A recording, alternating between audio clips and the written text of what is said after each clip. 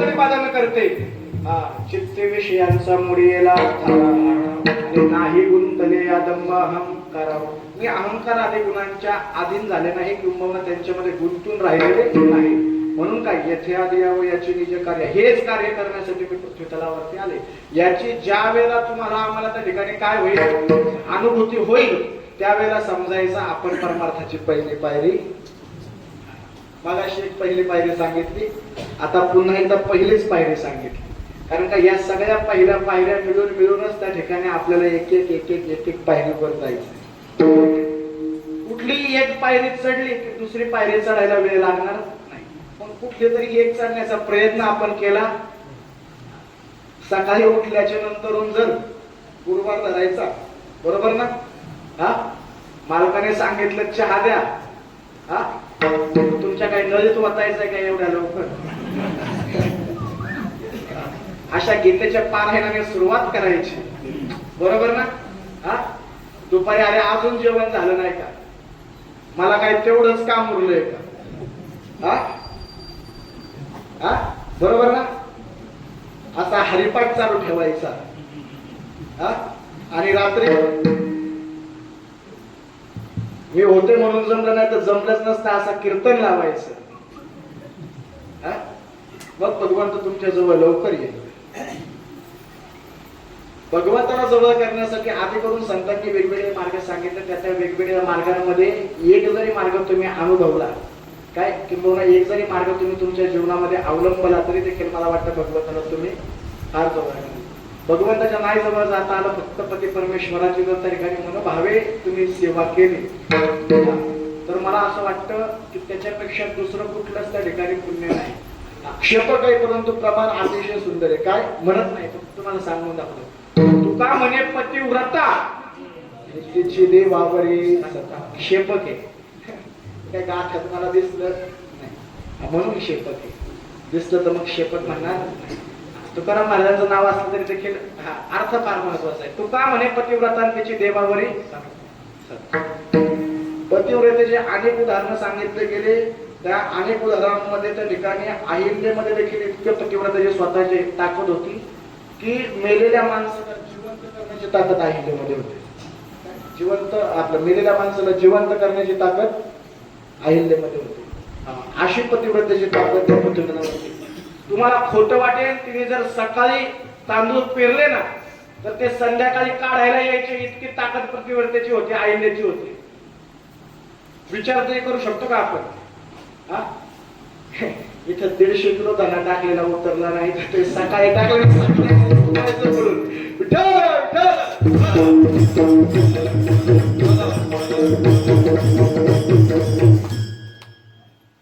कुठलं तरी पाप आडवा आल्याशिवाय एखादं काम थांबत नाही, लक्षात घ्यायचं. तुकाराम महाराज ज्या अर्थी म्हणतात की आमच्या घरी मोक्ष काम करतो, त्या अर्थी तुकोबारायांनी या जीवनामध्ये अनेक पुरुषार्थ केले.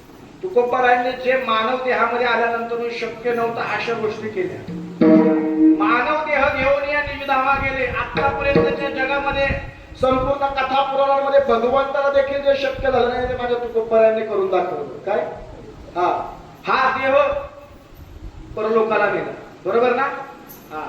दुसरा पुरुषार्थ तुकोबारायांनी काय केलं? जय दगडा सहित वह्या तारी गेल्या जय श्याम लाया. तिसरा पुरुषार्थ त्यांनी अनेक पुरुषार्थ केले. नवे नवे तर रामेश्वर भट्ट म्हणतात गीता तुलने से ब्रह्म तुकासे आले म्हणून रामेश्वरी चरणी मस्तक ठेवी. आरती तुकारामा स्वामी तुकिता तुलने से ब्रह्म तुकासे आले. साक्षात ब्रह्मरूप तुकाराम महाराज झाले. आणि मग त्या संतांच्या घरी मोक्ष येतो याच्याबद्दल आता आपलं दुमत राहिलेलं. सुरुवात बाबांनी खाली करून घेतली म्हणून आता मला खालून वर जाण्याशिवाय पर्याय नाही.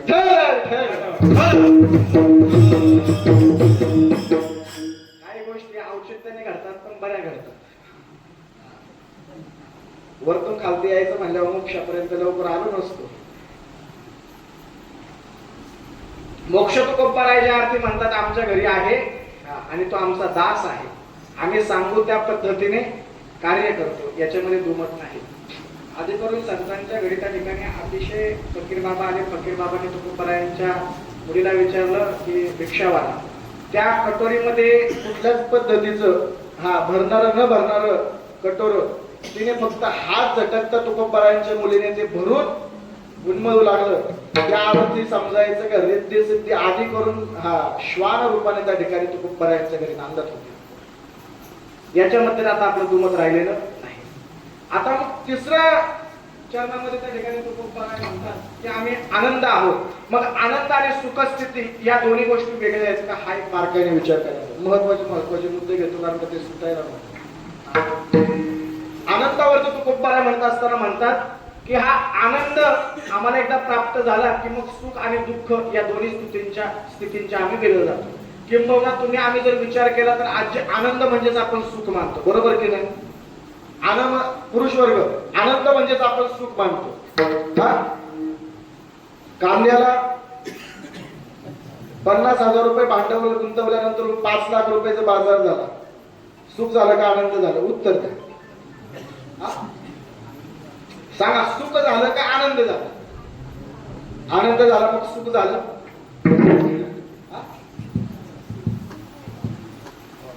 सुख नाही झालं मग आता काय 10 लाख घेता का 50,000? एक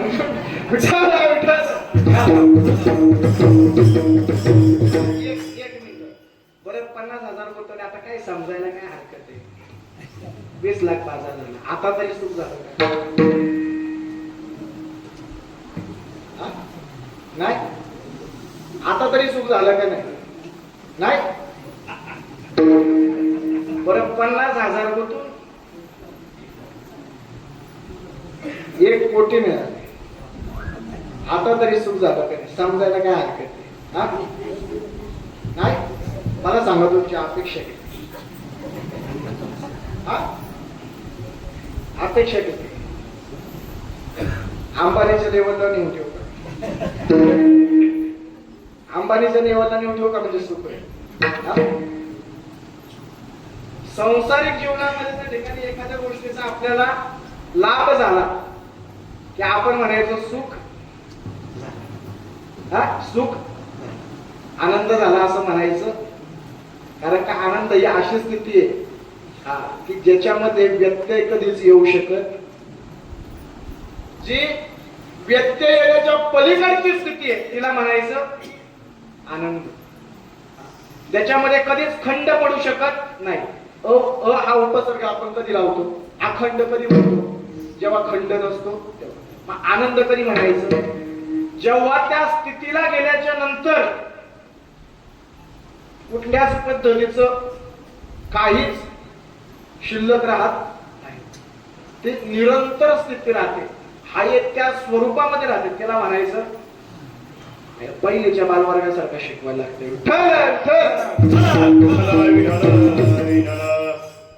मराठी भाषा आपली तशी फार किचकट आहे पण त्यातल्या त्यात काय काही साधे शब्द देखील आपल्याला न जाण्यासारखे असतात. आपण इतके दिवस काय झालं का आनंद झाल्यासारखं म्हणतो पण आनंद ही अशी स्थिती आहे की त्या स्थितीला गेल्याच्या नंतरून ती स्थिती कधीच भग्न पावत नाही. ती कधीच स्थिती खंड पावत नाही. त्याला म्हणायचं आनंद. आणि जर ती स्थिती खंड पावणारी असेल तर त्याला म्हणायचं सुख. काय त्याला म्हणायचं? सुख. मग तुकोबाराय सांगतात मी या सुख आणि दुःख या दोन्ही गोष्टींच्या पलीकडे काय या दोन्ही गोष्टींच्या पलीकडे गेलो आणि आनंद स्थितीला प्राप्त झालो. मग ही आनंद स्थिती अजून तुम्हाला जर का त्या ठिकाणी बारकाईने पाहायची असेल तर मग तिला त्या ठिकाणी संतांनी नाव दिलं उदास वृत्ती. उदास म्हणजे आपल्याकडचं असलेलं सगळं दिवाळ निघल्यावरती तोंडावरती हात मारून बसून त्याला उदास म्हणायचं. त्याला म्हणायचं दुःख स्थिती. उदास अशी वृत्ती आहे की निष्काम भावना एकच आणि एकच आपल्या आत्मध्ये उरलेली असं तिला म्हणायचं काय? उदास वृत्ती. हे मी नाही सांगत. भक्तांचं लक्षण जर पाहायचं असेल तर सगळ्यात पहिलं लक्षण सांगताना भक्तांचं तेच सांगितलंय काय? गेले आशा पाश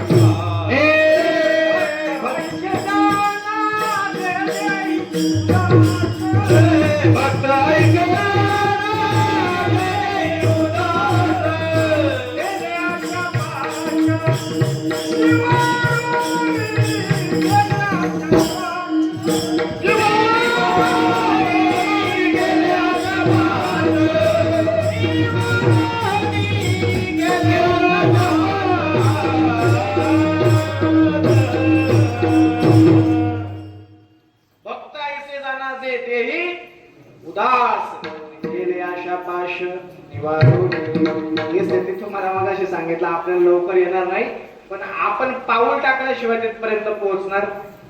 घरात बसून जर तुम्ही म्हणायला लागले मला मनसरच्या बाजार आहे, आज मनसरच्या बाजारातून जाऊन काहीतरी सामान आणायचं, कधी शक्य होईल का? तिथं पोहोचायचं तर तिथं घरातून बाहेर निघून काहीतरी वाहन वगैरे बघितलं पाहिजे, बरोबर आहे की नाही? मग आपण जर घरात बसून म्हटलं की मोक्ष कसा आहे, मोक्ष कसा आहे, आम्हाला पाहायचंय, आम्हाला पाहायचंय. काही काही तर लोकांची अशी स्थिती असते, माळ घातल्याच्या नंतर त्यांना असं वाटतं दुसऱ्याच दिवशी भगवंताने आमची भांडी घासावी.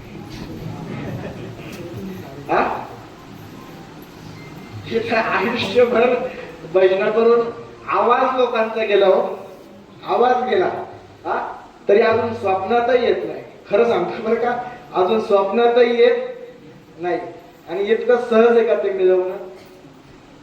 त्या वृत्तीचा परमार्थ पाहिजे, त्या वृत्तीचा पाहिजे. मगाशी परिहार देताना नामोल्लेख करताना आधी करून त्या ठिकाणी महापुरुषांची नावं मी मुद्दाम घेतली, काय कारण का त्यांचं जीवन चरित्र मला पुढं सांगायचं. या पुणे जिल्ह्यामध्येच आणि आपल्या लगतच्या तालुक्यामध्ये, काय बाबा, आपल्या लगतच्या बारुंडे गावात असं एक व्यक्तिमत्व होऊन गेलं की ज्यांना प्रति तुकोबराय म्हटलं. गुरुनाम गुरु वैकुंठवासी कोंडाजी बाबा.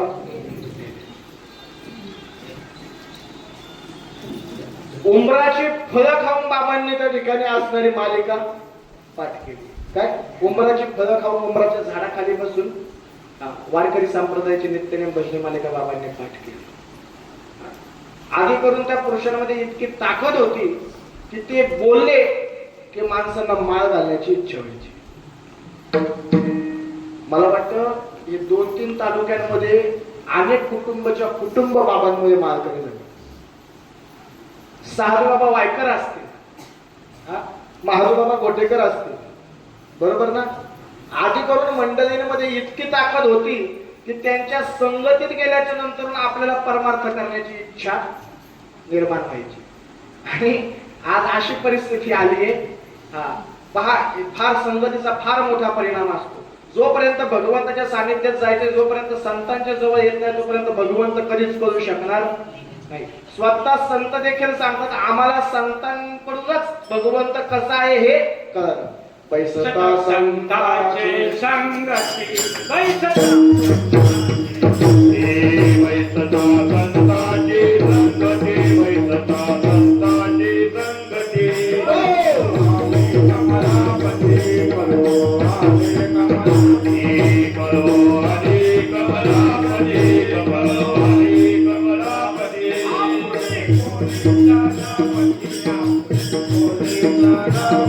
आपुले कोणी दादावती, आपुले कोणी दादावती.